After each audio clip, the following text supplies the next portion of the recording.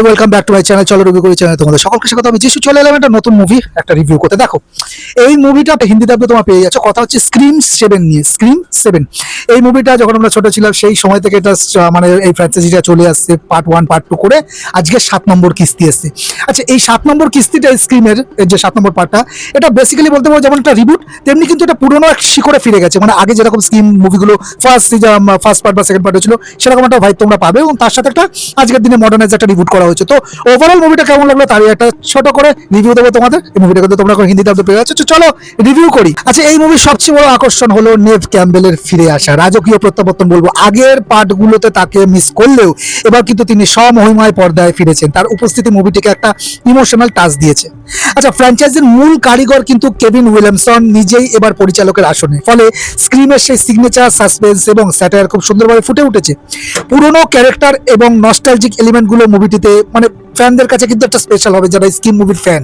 বিশেষ করে কোর্টনি স্কংসের সাথে সিডনির কেমিস্ট্রি ছিল কিন্তু দেখবার মতো। মুভিটির পেসিং বেশ চমৎকার। ঘোস্ট ফেসের নতুন চালগুলো এবং স্ল্যাশার সিনগুলো কিন্তু আধুনিক মডার্নাইজ করে দেখানো হচ্ছে, যা দর্শকদের কিন্তু ভালো লাগবে। এই মুভিটা কিন্তু আগের পার্টের মতোই বেশ ভায়োলেন্ট এবং স্টাইলিশ করা হয়েছে। নেগেটিভ ইস্যু যদি বলি, দেখো এই মুভির মেলিসো ব্যারেরা এবং জেনা ওর্তেগার বিদায় মুভিটির জন্য কিন্তু একটা বড় ধাক্কা। নতুন জেনারেশনের কোর 4 টিমকে যারা ভালোবেসেছিলেন তাদের কাছে এই কিস্তিটা এই পার্টটা কিছুটা অপূর্ণ মনে হতে পারে। আর প্রোডাকশনের মাঝপথে কাস্টিং ও ডিরেক্টরের বদলে যাওয়ার কারণে স্ক্রিপ্ট নতুন করে লিখতে হয়েছে। কিছু জায়গায় কিন্তু গল্পের ধারাবাহিকতাটা কিন্তু একটু খাপছাড়া একটু অ্যাবরাপ্ট মনে হবে। আচ্ছা মুভিটি অনেক বেশি নস্টালজিয়া নির্ভর হওয়ায় এতে খুব বেশি কিন্তু নতুনত্ব নেই। কিছু ক্লিশে স্ল্যাশার ট্রোপ কিন্তু ব্যবহার করা হয়েছে যা কিছুটা প্রেডিক্টেবল। আচ্ছা ফাইনাল রেটিং দিচ্ছি স্ক্রিম 7কে। পুরোনো স্ক্রিম মুভিগুলোর যদি তুমি ভক্ত হয়ে থাকো তবে এই পার্টটি তোমাকে নিরাশ করবে না। তবে যারা জেনা ওর্তেগা বা নতুন কাস্টের জন্য মুভিটা দেখতে চেয়েছিলে তাদের জন্য কিছুটা মন খারাপের কারণ হতে পারে।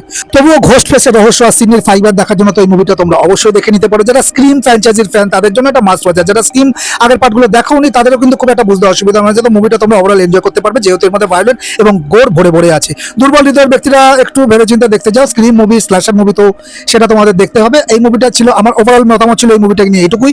আর যারা দেখে ফেলেছো তারা কমেন্টের মাধ্যমে জানাতে পারো তোমাদের অপিনিয়ন। আর এই মুভিটা ভিডিওটি যদি ভালো লাগে একটা লাইক শেয়ার করে দিও তোমার কাছের মানুষের সাথে। সাবস্ক্রাইব যদি চ্যানেল না করে থাকো প্লিজ সাবস্ক্রাইব করে নাও। দেখা হচ্ছে নতুন কোনো কন্টেন্ট নিয়ে খুব শীঘ্রই। ততক্ষণ ভালো থাকো, সুস্থ থাকো, দেখতে থাকো। চলো রিভিউ করি। টাটা।